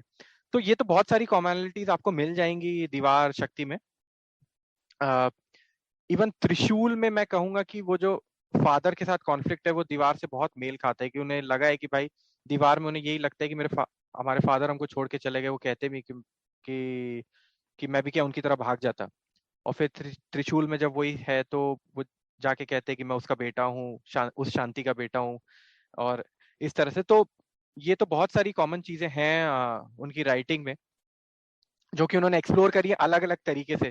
तो अगर वहां पे जैसे कि मैंने कहा कि उसको दिखा दिया है कि वो कॉम्प्रोमाइज कर लेता है अपने आ, बेट कॉम्प्रोमाइज कर लेता है फैमिली के लिए, तो वहां पे वो कॉम्प्रोमाइज नहीं करता है। नहीं, आई थिंक काफी ये विजय फाइल्स, तभी हमने इस एपिसोड का नाम रखा है, सलीम जावेद की बहुत ही उम्दा किस्म की राइटिंग है, जिस तरह से ये कैरेक्टर्स की हम कितने दीवार को आए हुए कितने 47 साल हो गए, राइट? और जंजीर को आए हुए तो आई थिंक अगले साल 50 साल हो जाएंगे, और आज भी इन फिल्मों की बातें हो रही हैं। तो थोड़ा सा इस कॉन्वर्सेशन को आगे लेके जाते हैं, अनलेस तुमने अभी विजय फाइल्स के बारे में और कुछ कहना है, तो वरना इसको थोड़ा सा अमिताभ के लार्जर लैंडस्केप पे बात की जाए। नहीं आगे बढ़ते हैं बिल्कुल इस पे। हाँ, अगर मैं तुमसे पूछूं, तुम इतने अमिताभ फैन हो, आई थिंक तुमने सारी फिल्में तो शायद ना देखी हो। अमिताभ ने बहुत फिल्में की हैं, कुछ फिल्में तो मेरी भी बाकी हैं अभी भी। तो तुम अमिताभ के करियर को कितने फेजेस में डिवाइड करोगे? और अभी भी चल रहा है, he is not out, hopefully he goes and plays you know long innings, अभी और फिल्में करें। पर सात हिंदुस्तानी से लेके जो भी इनकी आखिरी फिल्म अभी आई है, झुंड शायद, नहीं ऊंचाई, तो कितना अमिताभ को कितने फेज में आई थिंक उसके करियर को समराइज किया जाएगा? 2 फेज हैं, 3 फेज हैं, 4 फेज हैं, क्या है तुम्हारे हिसाब से? अ, अ, ऐसे अगर मैं कहूँ अभी तो 3 या 4 फेज हो सकते हैं, क्योंकि देखिए जो वो पहला फेज है जंजीर के पहले वाला, अभी शायद ये आंसर डिफर करे कि कभी कभी मेरे अ, जब मैं ये जवाब दूं तो शायद डिफर करते हैं कि मैं किस टाइम पे जवाब दे रहा हूँ। पर हाँ, अभी मैं जब सोच रहा हूँ तो मुझे लगता है कि उस जंजीर के पहले का जो फेज है, जो बॉम्बे टू गोवा और वो जो फिल्में हैं, वो is definitely a different phase. वहां पे आपको एक डिफरेंट अमिताभ दिखता है। फिर अगर हम बात करें जंजीर से लेके शक्ति तक, जो कि 82 की फिल्म है, हाँ, तो वो एक फेज हो सकता है। और अभी मैं दिमाग में सोचते सोचते अब 5 फेज हो गए, जैसे कि 82 से अगर कहें 91 तक, जहाँ पे फिर उनके जो स्टारडम था उनको भुनाया गया है पूरी तरह से, कि उनसे वो जो सारी मसाला फिल्में, जादूगर, शहंशाह और ये सब फिल्में कराई गई हैं, तो वो एक फेज हो सकता है। और फिर उनका वो बीच का फेज था जहाँ पे वो कैसे क्या कहते हैं कि मिड लाइफ क्राइसिस, जहाँ पे वो लाल बादशाह और और कोहराम और राम। ये सब, मृत्युदाता और ये सब फिल्में कर रहे हैं। तो वो एक फेज है। और उसके बाद डेफिनेटली जो केबीसी के बाद का फेज है, वो तो मेरे ख्याल से एक, जब उनको समझ में आ गया था कि उन एक एक हर एक्टर की एक लिमिटेशन होती है, और हर आपको कौन से कैरेक्टर्स आप प्ले कर सकते हैं, वो उन्हें समझ में आ गया था। तो वो मैं जरूर जरूर कहूंगा कि केबीसी के बाद जो है वो उनका एक फाइनल फेज है, और वो अभी भी चल रहा है, और उम्मीद करते हैं कि काफी दिनों तक चलता रहेगा। आ, तो हाँ, मेरे हिसाब से आप इसको लार्जली 3 फेजों में बांट सकते हैं। पर हाँ, अगर थोड़ा सा उसको सब फेज बनाए जाए तो टोटल 5 फेज होंगे। आई थिंक मैं एग्री करता हूँ, पर मैं तो जंजीर से लेके मैं कुली तक कर कहूंगा फेज, इवन दो कुली के एक्सीडेंट के बाद जो ब्रेक आती है, राइट, वो फिर एक नया फेज शुरू होता है, फिर कम बैक होती है, पुरानी फिल्में जो कुछ बची होती हैं वो पूरी की जाती हैं। पर आई थिंक बाकी, आई थिंक मेरा भी वही नजरिया है देखने का। तो मेरे हिसाब से, और ये मैं तुमसे सवाल भी कर रहा हूँ, मेरे हिसाब से पीक बच्चन है। आई थिंक जब कितनी उन्होंने 200 फिल्में कर ली हैं शायद। आई थिंक जो जंजीर से लेके शक्ति वाला जो फेज है, या कुली वाला जो फेज है, उसमें जो है मिली, अभिमान, नमक हराम, फरार, विजय फाइल्स की सारी फिल्में, मुकद्दर का सिकंदर, डॉन, आई थिंक ये पीक बच्चन है मेरे हिसाब से। अभिमान अगर मैं नाम में मिली, तो बाकी जो है उसके बाद इन्होंने अच्छे राइटर्स का जरूर काम किया है पिछले 10-12 सालों में। पर पता नहीं, मुझे क्यों नहीं लगता कि पिछले 10-12 सालों में कोई इतनी पीक रोल्स हैं। जैसे कि मेरे हिसाब से खाकी बड़ा अच्छा रोल है, जिसमें अंडरडॉग है पहली बार। फिर विरोध अच्छा रोल है, आई थिंक तुम्हारा रोल है, मैंने चुरा लिया, तुम इसके बारे में बात कर सकते हो। पर पीकू ठीक रोल है, और झुंड अच्छा रोल है। गुलाबो सिताबो भी एक डिफरेंट रोल है। पर आई थिंक पिछले 20 साल में किरदार बहुत निभाए हैं, पर कहीं ना कहीं मुझे लगा है कि अगर अमिताभ की 10 फिल्में गिनी जाए, 10 बहुत मुश्किल है गिनना, मैं इस फेज में से किसी एक फिल्म को लाना ही बहुत मुश्किल है मेरे हिसाब से। और मैं ये भी मानता हूँ, अमिताभ ही नहीं, आई थिंक दिलीप साहब को देख लो या डिनीरो को देख लो, जितने जो मेरे फेवरेट एक्टर्स रहे हैं, शॉन पेन और आमिर खान। तो मुझे लगता है कि हर किसी की एक यूथफुल पीक होती है। क्रिकेटर की यूथफुल पीक है, टेनिस प्लेयर की यूथफुल पीक डेफिनेटली डिफरेंट होती है, 27, 28, 29 तक यूथ चलता है। आई थिंक मेरा हिसाब है कि इंडस्ट्री में आपके 10-12 साल जो होते हैं शुरू में, 2-3 साल के या 4-5 साल के स्ट्रगल के बाद जो एक पीक आती है, आई थिंक उसके बाद री इन्वेंट लोग करते हैं, एक्सपीरियंस के साथ भी उनको अच्छे राइटर मिलते हैं, नहीं। पर मेरा मानना है कि पीक बच्चन वही है। और एक्टर्स के आदि मैंने देखा है कि पीक उनकी वही पहले 7-8 साल है। तुम्हें इस बारे में क्या कहना है तुम्हें? अमिताभ की पीक कहाँ दिखाई देती है, और तुम्हें लगता है कि ये जो पिछले 20 साल की फिल्में हैं, इसमें would you include any of those films in his best, अगर तुम्हें 10 या 12 फिल्में चुननी है? हम्म, अगर ऐसे तो चुनना बहुत, इतनी बड़ी फिल्मोग्राफी है उनकी कि, पर पीक तो श्योरली वो विजय का जो एंग्री यंग मैन वाले वो कैरेक्टर्स है वही हैं। दीवार और काला पत्थर मेरे लिए पीक है अमिताभ बच्चन।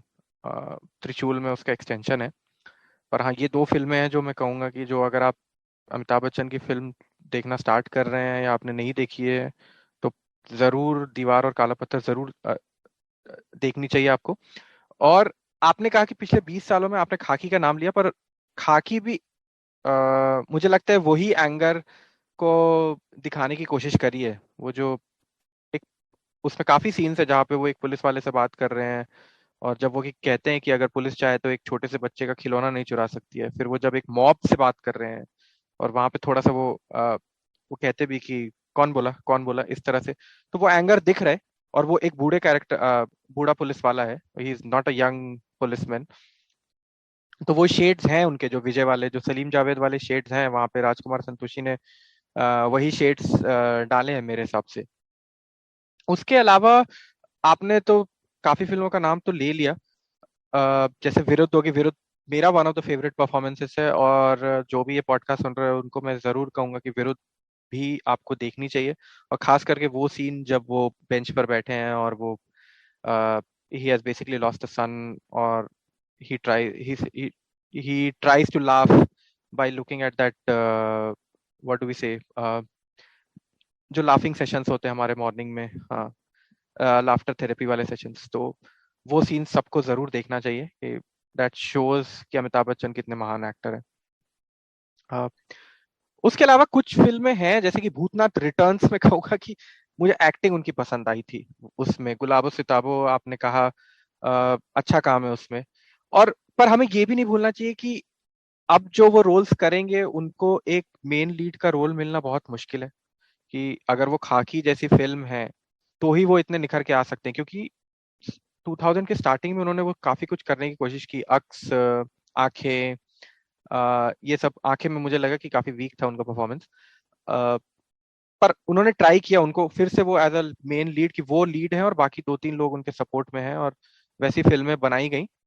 पर मुझे लगता है अब तो बिल्कुल भी वो पॉसिबल नहीं है कि वो एज अ मेन लीड आ सके। पर अगर वो कैरेक्टर रोल्स जो भी उन्होंने किए हैं पिछले 10-12 साल में, मुझे लगता है कि वो जस्टिस तो कर जाते हैं अपने रोल के साथ, अ, अगर आप एक दो एक्सेप्शन हटा दें। नहीं नहीं, ये देखिए, ये कॉन्वर्सेशन तो अपने आप में इसके इतने लेयर्स हैं कि जब अमिताभ जैसे बंदे की बात होती है तो मैं डिस्क्लेमर नहीं दे रहा, क्योंकि यहाँ मुझे लोग नहीं जानते, पर जो मेरी रियल लाइफ में जो लोग जानते हैं, जब ऐसी बात होती है तो उसमें तो इट्स अ गिवन कि अमिताभ अपनी ही लीग का एक एक्टर है। उस लीग में बहुत ही कम हिंदी फिल्म के एक्टर गिने जाएंगे मेन स्ट्रीम में से। 3 या 4 नाम है जो मैं लूंगा, जो मैं उस उसमें ऊपर नीचे मानूंगा: दिलीप साहब, नसीर, नसीरुद्दीन शाह, आमिर खान, अमिताभ बच्चन, जो लोगों ने मेन स्ट्रीम फिल्मों में हीरो का किरदार किया है। मैं कैरेक्टर एक्टर्स नहीं गिन रहा, क्योंकि वो एक डिफरेंट ही क्लास हो जाती है और उसमें काफी काबिल कैरेक्टर एक्टर्स हैं।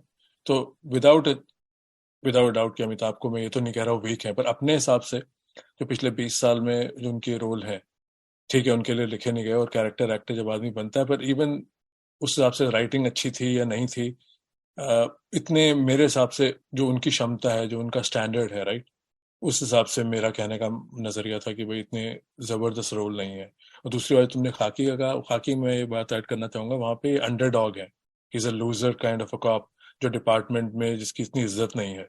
तो वो जो गुस्सा और फ्रस्ट्रेशन का एज के साथ छुपा हुआ है, तो आई थिंक खाकी इज अ हिडन जेम की पिक्चर मसाला है। उसमें हर तरह की एक्टिंग, अक्षय कुमार है, अजय देवगन है, तुषार कपूर है, अतुल कुलकर्णी है। It's a very good watch. But I think Amitabh का जो कैरेक्टर है, इट्स समथिंग डिफरेंट। पर हाँ, वो तुम्हारी वाली बात सही है, कौन बोला, जब वो पुलिस स्टेशन में मॉब आ जाता है, तो आई थिंक वहां तो मेरा ये मानने का मतलब है शेड्स तो दिखेंगे, राइट। तेंदुलकर 100 सेंचुरियां मार सकता है जाके, राइट। फेडरर 103 104 टाइटल जीत सकता है, क्योंकि रोज आपको एक नया मैच खेलना है। यहाँ जब आप एक कॉप बन रहे हैं, या बाप बन रहे हैं, या क्रिमिनल बन रहे हैं, या लवर बन रहे हैं, जो भी कैरेक्टर, स्कूल टीचर बन रहे हैं, I think there is only few so many human emotions one can tap into. तो आई थिंक वहीं, और अमिताभ जैसा आदमी जब 200 फिल्में कर देता है तो कहीं ना कहीं तो वो चीज दोबारा दिखेगी, राइट? हम्म। तो एक और बात मुझे याद आती है, हमने इस पॉडकास्ट की प्रेप में की थी, जो मैं भूलना नहीं चाहता, थोड़ी सी डेविएशन है, पर तुमने एक बार ये भी बोली थी बात कि अमिताभ एक डायलॉग को 2 बार बोलते हैं। ये बात मुझे बहुत इंटरेस्टिंग लगी थी, तो ये बात थोड़ी शेयर करो लिसनर्स के साथ। हाँ, ये चीज मैंने नोटिस करी है कि अमिताभ बच्चन की जो डिलीवरी स्टाइल है उसमें उनका, ये उन्होंने कैसे डेवलप किया ये तो मुझे नहीं पता, पर ये जरूर सामने आया है कि वो एक सेंटेंस को रिपीट करते हैं ताकि वो और इम्पैक्टफुल हो। कि जैसे कि वो कहते हैं कि जब वो, आज खुश तो बहुत होगे तुम, ये कह रहे हैं, तो और वो सारा डायलॉग कह रहे हैं कि तुम्हारी हार है और ये सब, और फिर एंड में जब करते हैं और वो कहते हैं कि मैं तुमसे कह रहा हूँ कि मेरी माँ की जिंदगी वापस कर दो, वापस कर दो, ऐसे। तो वो चीजें वो बहुत मतलब मुझे काफी क्या कहते हैं कि हिट करती है कि वो जिस तरह से वो 2 बार बोलते हैं, तो वो हमेशा मेरे जहन में रहता है कि क्या कहना चाहते हो तुम कहना क्या चाहते हो, ये जो बात है, तो वो इस तरह से मतलब रिपीट कर देते हैं और काफी इम्पैक्टफुल रहता है वो। अगर कोई दूसरा, मुझे लगता है कि एक्टर बोले तो वो आपको उतना याद नहीं रहेगा, पर अमिताभ बच्चन ये जिस तरह से कर देते हैं और वो जो उनकी डिलीवरी स्टाइल है वो बड़ा अच्छा लगता है मुझे। नहीं, आई थिंक काफी इंटरेस्टिंग बात तुमने पहले भी आई थिंक किसी स्पेस में की थी, तभी मैंने कहा ये पॉडकास्ट में जरूर होनी चाहिए बात। और अमिताभ जैसे इतने बड़े करियर के बारे में तो 1-1.5 घंटे में हम कुछ भी टच नहीं कर सकते, इसलिए हमने विजय फाइल्स का नाम रखा है। तो इस कॉन्वर्सेशन को थोड़ा आगे बढ़ाते हैं। अनपॉपुलर कोई ओपिनियन है साहिल, जो तुम अमिताभ के करियर के बारे में देना आते हो, जो उसके फैंस या उनको जो ग्लोरीफाई किया जाता है, उनको क्रिटिसाइज किया जाता है, कोई अनपॉपुलर ओपिनियन है जो तुम शेयर करोगे अपने माध्यम से? अमिताभ बच्चन को लेके मेरा एक अनपॉपुलर ओपिनियन उनकी कॉमेडी को लेके है। I am not saying he is a bad comic actor, but कहीं कहीं पर मुझे लगता है कि he hasn't been able to do justice to comedy.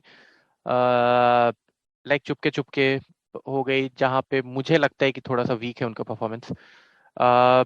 और इवन दो 2000s में भी जो उन्होंने 1-2 फिल्मों में कुछ कॉमेडी ट्राई की है वो मुझे नहीं जमी उतनी। और बड़े मियाँ छोटे मियाँ कह लीजिए, वहां पे मैं उनको उतना एक्चुअली इस फिल्म के लिए जज नहीं करता, बिकॉज आई थिंक अगर आप गोविंदा के सामने खड़े हैं तो मुझे नहीं लगता कि कोई भी कोई भी आपको देखेगा, चाहे आप अमिताभ बच्चन ही क्यों ना हो, स्पेशली जब गोविंदा कॉमेडी कर रहा हो। अ, तो मुझे लगता है कि as a comic actor I just feel कि he is not up there with some of the other actors. But having said that, मैं ये जरूर बोलूंगा कि one of my favourite scenes, and I think he has nailed that scene, is in Sholay, जहाँ पे वो मौसी से बात करने जाते हैं। I like always, I think I giggle, I laugh at that scene, जिस तरह से उनकी डिलीवरी, और इवन मौसी ने भी बहुत ही शानदार काम किया उसमें। तो मैं कहूंगा कि हाँ, as a comic actor I would say like he he I wouldn't rate him that highly, या ऐसे मैं तुमसे let me agree put it करता दिस हूँ वे। इस बात पे। पर मैं ये कहूँगा ये नहीं कि वो बैड कॉमिक एक्टर है। तुमने भी शोले के सीन का एग्जांपल दिया। अगेन, मैं दिल्ली में बड़ा हुआ हूँ और कई बार आप हमारी सबकॉन्शियस में ऐसी बातें छप जाती हैं। मैं हमेशा मानता हूँ कि फिल्मों में कुछ रियलिटी है, हमारा समाज थोड़ा फिल्मी हो जाता है, एटलीस्ट जो मेरी अपब्रिंगिंग थी और जो स्कूल में दोस्त यार खिंचाई करते थे। आई थिंक शोले की जो कॉमिक टाइमिंग है, राइट, जो सार्काज्म अमिताभ ने उस मौसी वाले और उससे पहले भी धर्मेंद्र के साथ 2-3 जो सीन है वहाँ, जो बसंत तुम्हारा नाम क्या है बसंती, राइट। तो आई थिंक ये 80s 90s मैंने देखे बहुत लोग इस तरह के जोक भी करते थे, इस तरह की बात। तो ये कहीं ना कहीं से ये रियल लाइफ में ब्लीड हो चुकी थी बात, कि भाई बात करने का तरीका ऐसा ड्राई ह्यूमर। हर ग्रुप में 1-2 दोस्त ऐसे होते हैं जो दूसरों की खिंचाई कर रहे हैं पर अपने में बहुत सटल वे में कर रहे हैं। तो आई थिंक कहीं ना कहीं ये, I think credit Salim Javed और अमिताभ की डायलॉग डिलीवरी को जाता है। बट तुम्हारी इस कॉमेडी वाली बात को मैं थोड़ा आगे लेके जाना चाहता हूँ, क्योंकि मेरा भी यही कंप्लेन है कि जब अमिताभ की बात होती है और कई लोग इसमें कहते हैं कि भाई मुझे उनकी लाइट फिल्में पसंद हैं। अगेन, सबकी अपनी अपनी चॉइस है। मेरी कजन्स को, कई लोगों को नमक हलाल बहुत पसंद है, या कई लोगों को लगता है कि भाई चुपके चुपके बहुत अच्छी फिल्म है। तो मेरा मानना यह है कि जो अमिताभ का वर्सेटाइल होने का केस बनाया जाता है, he is definitely versatile, he can hold his own. कि भाई कॉमिक लाइनें बोल सकते हैं, बहुत अच्छे एक्टर हैं और गूफी चीजें भी कर सकते हैं और सिली चीजें भी कर सकते हैं। कुली में अंडे वाला सीन है, वैसे वाहियात सीन भी कर सकते हैं, कम आउट, और कुछ लोग हंसेंगे भी उनपे, राइट। बट मेरे हिसाब से मेरा मानना है कि हम यहाँ एक टीम नहीं बना रहे, कि जहाँ पे हमें क्रिकेट का एग्जांपल दूंगा कि हमें ऐसा बंदा चाहिए जो 4 ओवर भी कर ले और फील्ड में भी अच्छा हो और इतनी स्ट्राइक रेट से मार भी ले या इतने रन बना ले। जब एक्टिंग जज की जाएगी तो मेरे हिसाब से डेप्थ ऑलवेज आउटवेज वर्सेटिलिटी, समझ रहे हो ना। तो डेप्थ में है, चाहे अभिमान का कैरेक्टर हो, चाहे मिली का कैरेक्टर हो, चाहे शक्ति में बाप बेटे की लड़ाई हो, जब किसी किरदार में आप पूरे डूब जाएंगे, दीवार का विजय वर्मा तो खैर पीक बच्चन है, तो किसी भी कैरेक्टर में आप चले जाएंगे और उसी कैरेक्टर को निभाएंगे, तो मेरे लिए वो, जैसे कहते हैं ना, स्किन ऑफ द कैरेक्टर में बंदा घुस गया, मेरे लिए वो एक्टिंग ज्यादा याद रहेगी। चाहे अमिताभ हो, कोई भी हो, दिलीप कुमार हो, वो उनकी लेगेसी डिफाइन करती है। पर ये नहीं कि उस बंदे ने कॉमेडी भी की है, या but that's part of a resume. वो तीसरे पेज पे है रेज्यूमे के, दूसरे पेज पे जो पढ़ने की भी जरूरत नहीं है। ये 2 और 2 5 की कॉमेडी है, कुली की कॉमेडी है, सत्ते पे सत्ता की कॉमेडी है, वो एंटरटेनमेंट है अपनी जगह। It's a feather in the cap, he can do that, क्योंकि उस वक्त बॉलीवुड बदल भी रहा था, अमिताभ धर्मेंद्र ने कॉमेडियंस के रोल ले लिए थे और फिल्मों में ऐसे रोल लिखे जाते थे कि हीरो थोड़ा जोवियल है या हरफन मौला टाइप है। बट मैं कभी जब किसी की एक्टिंग करियर को जज करता हूँ एज अ फैन, तो मेरे हिसाब से डेप्थ ज़्यादा ज़रूरी है। जैसे मैं हमेशा कहूँगा कि भाई Nawazuddin is a great actor, he doesn't have to sing songs, he doesn't have to dance like Shahid Kapoor और Ranbir Kapoor, he is a complete actor. अब आपको लग रहा है कि उन्होंने रोमांस नहीं किया किसी फिल्म में, बट सेक्रेट गेम्स में उनकी लव स्टोरी देखिए जो एम्बेडेड है उनके गैंगस्टर कैरेक्टर में, तो I think you get the answer कि लव की एक डेफिनेशन नहीं है। तो उसी हिसाब say that again supports my point कि मेरे लिए डेप्थ ज़्यादा ज़रूरी है, जो मैं समझता हूँ डेप्थ को।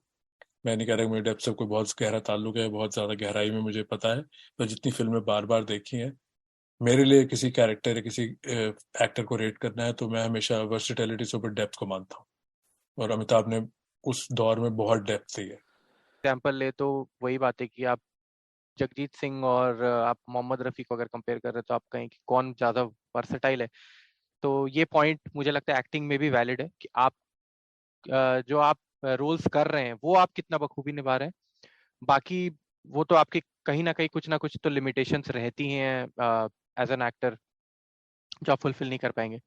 पर हाँ, एक लास्ट चीज पर इस पॉडकास्ट को खत्म करते हैं कि मैं आपसे पूछना चाह रहा हूँ कि आपके कुछ फेवरेट सीन्स इन 5 फिल्मों के जो विजय फाइल्स हैं, इसमें आपके कौन से फेवरेट सीन्स हैं, फिर आप बताइए, उसके बाद फिर मैं भी अपने शेयर करता हूँ। आई थिंक बहुत मुश्किल है। आई थिंक कुछ तो भाई, दीवार तो पूरी अपने आप में हाईलाइट, राइट।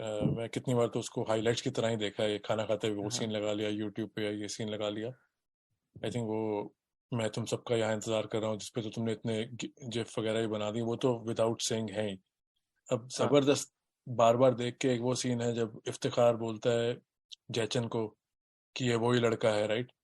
तो फिर वो हाँ दिखाया उधर बैठ के जिस हिसाब से टेबल पे जूते रखता है, राइट। तो आई थिंक हाँ, हर सीन ही उसमें आई थिंक काफी कॉम्प्लीमेंट्री है उस पूरे मूड को, क्योंकि बार बार आई थिंक आप जितनी बार आप किसी चीज को बार बार देखें ना, आप थोड़ा डायरेक्टर का नजरिया और समझते हैं, हर सीन की एक वैल्यू है। तो आई थिंक वो जूते जो रखते हैं वो भी बहुत अच्छा सीन है। और फिर शक्ति में तो पूरी हाइलाइट्स हैं कि जब जो कुलभूषण खरबंदा वाला सीन भी है कि जिंदगी ने जो कुछ दिया, पर ये शब्द बेटा, बस इसके सिवा कुछ और कीजिए, कुछ और भी मुझे बुलाइए। आई थिंक कहना मुश्किल है, पर आई थिंक हाँ, दीवार में और शक्ति और काला पत्थर में काफी सीन्स हैं मेरे हिसाब से। तुम्हें क्या लगता है कि तुम्हारे कौन से हैं I think favourite scene besides the obvious once?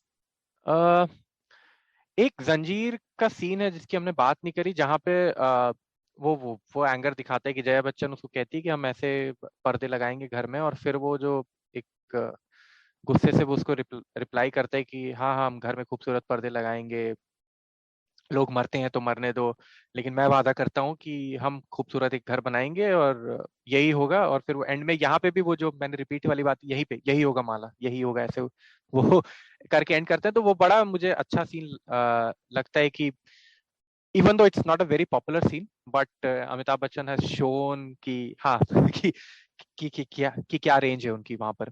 बाकी फिल्मों की बात करें, शक्ति का तो डेफिनेटली मेरा फेवरेट सीन वही है जहाँ पे राखी की डेथ होती है और हम्म। अमिताभ बच्चन आते हैं उनसे मिलने। दीवार में मेरा फेवरेट सीन है शशि कपूर और एके अंगल वाला, जब वो उसके घर आते हैं, I think that is where वो जो कॉन्फ्लिक्ट उन्होंने उसके मन में जो रहता है शशि कपूर के, कि that is where he flips. पहले वो डामाडोल रहता है कि मैं भाई के अगेंस्ट केस नहीं लूंगा, भाई वाला केस नहीं लूंगा, लेकिन वहां पे जाके उसे वो कहता भी है कि ये ऐसी शिक्षा एक शिक्षक के घर में ही मिल सकती है। और वो बहुत, आई थिंक उस कंटेक्स्ट में अगर हम देखें, वो जो 75 का इंडिया है उसके रिस्पेक्ट में भी बहुत इंपॉर्टेंट सीन है, क्योंकि उसकी माँ जो कहती है कि ये जो लोग भर लेते हैं अपने गोदामों में अनाज, उनको तो तुम जाके नहीं पकड़ते हो। And which is such a valid point, कि मतलब अगर आप एक गरीब आदमी की नजर से देखें तो बिल्कुल सच कह रहे हैं कि भले वो बाद में वहीं पर आई थिंक उनकी राइटिंग की काबिलियत है कि वहां पर वो एक रिबटल भी मिल जाता है उसकी माँ को, कि वो कहते हैं कि हिंदुस्तान में इतने गरीब भूखे लोग हैं तो वो क्या सब चोर बन जाएंगे। तो वो एक शिक्षा है बिल्कुल। वो ये नहीं कह रहे कि अगर आप के पास खाने को नहीं है तो आप चोरी करिए, लेकिन वो एक बहुत इंपॉर्टेंट मैसेज है मेरे हिसाब से, जो मैं लेके निकलता हूँ, मैं लेके निकला हूँ उस फिल्म से, कि आपको जो गरीब है उसका पर्सपेक्टिव देखना बहुत जरूरी है। जो वीक आदमी है, जो हमारी सोसाइटी की पावर डायनेमिक्स है, उसके हिसाब से हमेशा हम कह तो देते हैं कि सब लोग बराबर हैं, लेकिन होते नहीं है। जो आपकी सोशल मिलियो है, जो आपका सोशल कंटेक्स्ट है, तो उस लिहाज से मैं मतलब वो मेरा सीन बहुत फेवरेट सीन है। और क्योंकि मेरे फादर भी खुद एक टीचर है, तो शायद वो सीन मुझे और भी ज्यादा हिट करता है कि काफी कुछ, वो जब ये कहता है कि ये ऐसी शिक्षा तो एक शिक्षक के घर से मिल सकती थी, तो that hits me very hard. पर वो सीन लिखा भी बहुत अच्छा गया है, कि जिस तरह से वो जब उसके आंखों में एक शर्मिंदगी है कि उसने एक गरीब आदमी को गोली मार दी, और फिर वो जब उसकी माँ और उसकी बहन वो जिस तरह से आई थिंक ललचाई आंखों से खाने की तरफ देख रहे हैं, तो यश चोपड़ा को भी क्रेडिट है कि उन्होंने जिस तरह से उस पूरे सीन को कंस्ट्रक्ट किया है। So that is definitely one of my like all time favourite scenes. बाकी त्रिशूल में मेरा फेवरेट सीन है जो वो जब प्रेम चोपड़ा आके आर के गुप्ता के बारे में बुराई करते हैं, वहां पे मुझे ये लगा है कि वो चीज है जो उसको एक वो सारी फिल्म में अपने फादर के अगेंस्ट खड़ा है, लेकिन वहां पे जब प्रेम चोपड़ा आके कहता है और फिर वो उसको मारता है, और फिर राखी उससे कहती है कि मैंने तो हमेशा तुम्हें नफरत करते देखा है उनसे, कि उनको नीचे ही गिराना चाहते हो, लेकिन तो फिर वो कहता है कि मैं कह दूं ये मैं उनको कुछ भी कह सकता हूँ, लेकिन कोई और कहता है तो मुझे बुरा लगता है।